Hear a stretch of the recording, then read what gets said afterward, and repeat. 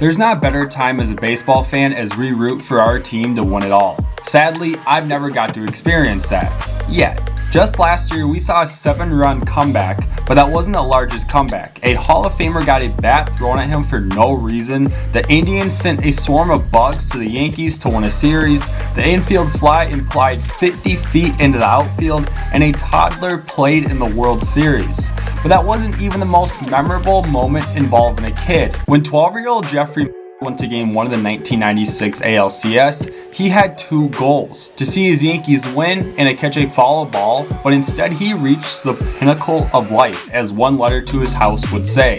He made both of those goals happen on the same play, by clearly reaching over the wall to catch a Derek Jeter quote-unquote home run. The Yankees would tie the game in the bottom of the 8th and go on to win the game in extras, the pennant, and the World Series. This was just another championship for the Yankees, but went on to be a big name. Getting interviews from NBC and the New York Daily News had him sit behind the Yankees dugout later in that postseason. Although a celebrity in the Big Apple, it was the opposite in Baltimore. I hope he's not planning any trips down to Baltimore because as exuberant and as excited as the fans in New York feel, the people in Baltimore are going to be awfully upset. No matter your age, sports fans have proven they don't care if you have any negative impact on their team.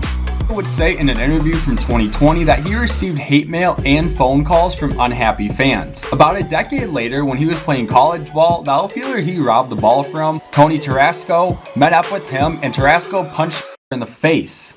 Okay, not really. They talked and there was no hard feelings, but that would have been a lot funnier. As a fan, it's hard to say you had a real impact on a playoff game, although all of us at home might believe otherwise. The Yankees season would still most likely have ended the way it did, but you can't say the same on the north side of Chicago. As of 2003, the Cubs still had the curse of the Billy Goat and were in a 71-year drought since their last World Series appearance. Being just 6 outs away from reaching the Fall Classic up 3-0, it finally looked like they were going to make it back.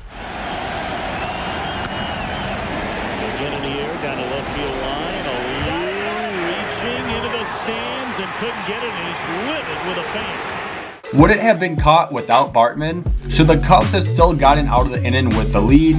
Probably Alex Gonzalez. Jeffrey wasn't liked by Oriole fans, but it wasn't a fraction of what happened to Steve Bartman from Cub fans. Death threats, and he had to go into hiding and has still not made a public appearance, although a couple statements. Hatred and death threats happen, especially when you're the 2 biggest rivals in baseball, but it's usually between the fans, not on the field. Except in 2003 during the ALCS, a series that's mostly remembered for Aaron Boone.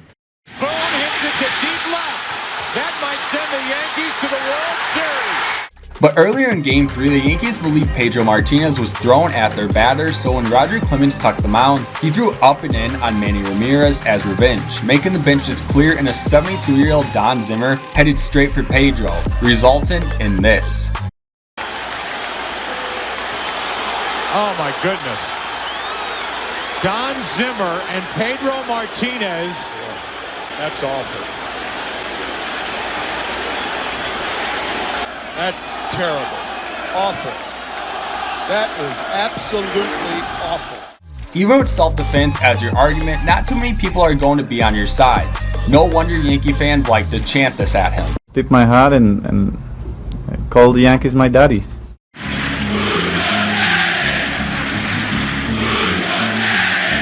Zimmer collapsing still doesn't compare to the 2004 Yankees, who are still to this day the only team to blow a 3-0 lead in baseball. Dave Roberts steal, Big Papi walk-off, another Ortiz walk-off in a near 6-hour game. Kurt Schilling had a bloody sock, and don't ask him if it was fake. A lot of people still do. And a blowout in Game 7 made history in Yankee Stadium. History that ended tragically as a college student was shot and killed during a celebration outside of Fenway. The Yankees are still reminded of this loss, but at least they have 27 titles to fall back on. The same can't be said for the Cleveland Indians, taking a 3-1 series lead with 2 games still remaining at home. The 2016 World Series looked over and the Cubs' drought would continue. Back-to-back wins set up a Game 7 for the ages. One scores. Here comes Kipnis. He's safe. The wall is gone. The 39-year-old in his final game. Taking around third, Ramirez. He will score on an RBI double by Brandon Geyer. Drive into left. At the wall. It's gone. into the shortstop spot. Lindor, what a play! The Yankees are haunted by David Ortiz, but the Indians are haunted by rain. A 17-minute rain delay with a Jason Hayward speech that gave the Cubs all the motivation they needed to finally win it all. It's over, and the Cubs have finally won it all. Rain is common in baseball. Maybe more teams should get a roof, but it's hard to prevent what happened to Joba Chamberlain in Game 2 of the 2007 ALDS. The rookie was having an incredible season, setting up Mariano Rivera. Down 1-0 in the 8th, Cleveland would get their own break this time. Brilliant in the 7th. Pestered in the 8th. What a pitch! Here comes Sizemore. Friendly bounce. Not in time. We're tied.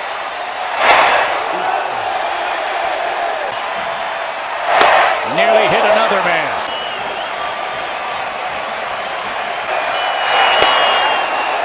Rookie reliever on the Indians admitted, "We were dead in the water, and there was no way we were hitting Joba that day." And he wasn't exactly wrong. They didn't hit him that day, but walks, a hit by pitch, and a wild pitch allowed the tying run to score. Roger Clemens would say this should have been treated as a rain delay, but after only a couple minute delay to put some bug spray on, it only made it worse. Cleveland would go out there and be unfazed since they were used to these bugs.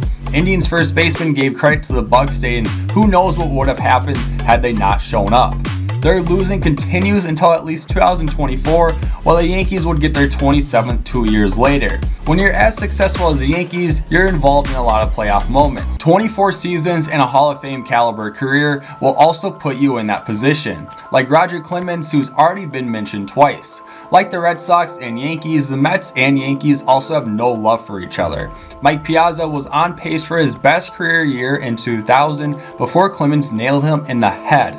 Clemens would go on to say the ball got away from him, but Piazza believed differently, stating, "I don't want to say he intentionally hit me in the head, but I think he intentionally threw at my head. And I have no respect or appreciation for his comments." This injury caused him to miss the All-Star game. Later in the World Series, this happened. The barrel of the bat comes back at Roger Clemens, and he fires the bat back toward Piazza, who is going down the first baseline. I'll tell you, that is a blatant act right there. Clemens yet again would say this was unintentional, not knowing Piazza was running and believing it was the ball. Who throws the ball at the runner?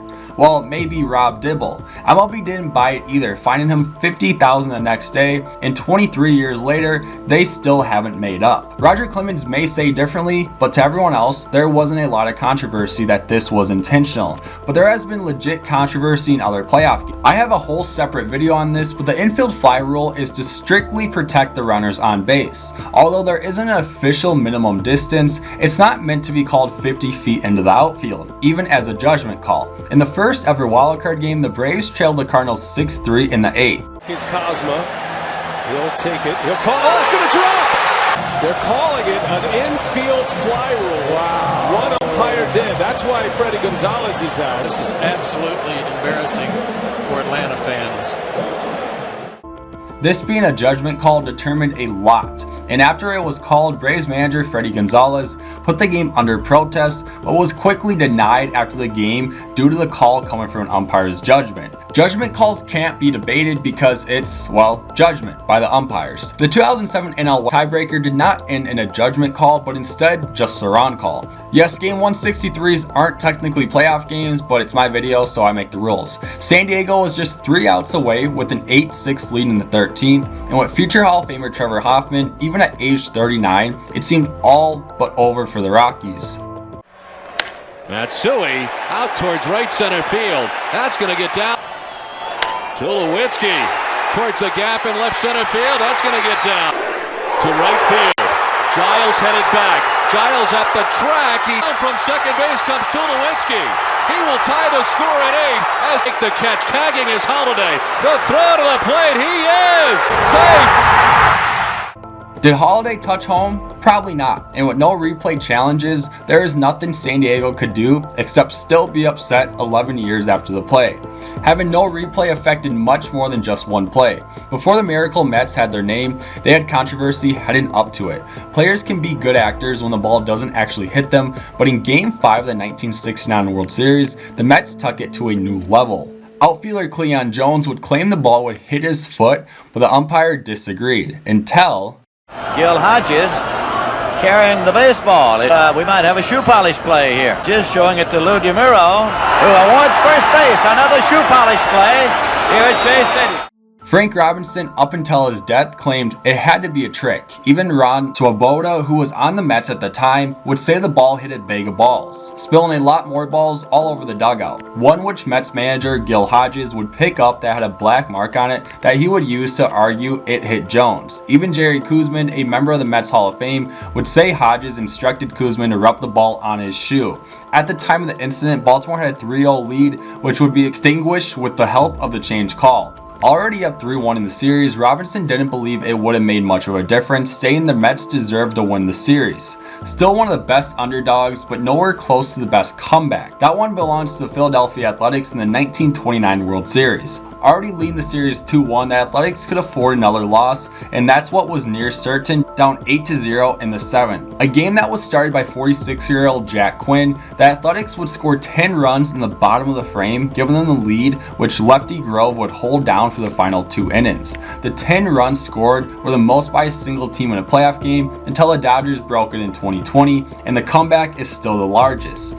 The Athletics would finish off the series in 5 and win 5 more titles before the Cubs, on the other hand, who were haunted by this loss among others until 2016. Comebacks in series and single games are crazy, but nothing compares to what happened in 1989. Both the Giants and Athletics reached the World Series with ease, taking their LCSs in 5 games each. With Oakland getting there the year before, it was no surprise to see them do it again with almost the same roster. The Giants were a different story, finishing just above 500 in 1988. As the favorite, the Athletics took a convincing 2-0 series lead before going to San Francisco for a Game 3. Second base, so the Oakland A's take. I'll tell you what, we're having I don't know if we're on the air. We are in commercial, I guess. Folks, that's the greatest open in the history of television, bar none. We will be back, we hope, from San Francisco in just a moment. It only lasted 17 seconds, and minutes before the first pitch. Players were on the field with their families. Giants catcher Terry Kennedy said he saw someone on top of the stadium that wanted to jump just to get out of there. And while others were panicking, just trying to stay alive or even figure out what was going on, A's infielder Mike Gallego tried to enter the clubhouse to get his glove from his locker, who was then stopped by a security guard, but went and retrieved it anyways. Eventually, 10 days later, MLB would play Game 3, and the day after that, not made life easy for them tonight. That's a ground ball to the right side, speared by Phillips, flips to Eckersley, yes! He's there in time, and the A's are the world champions.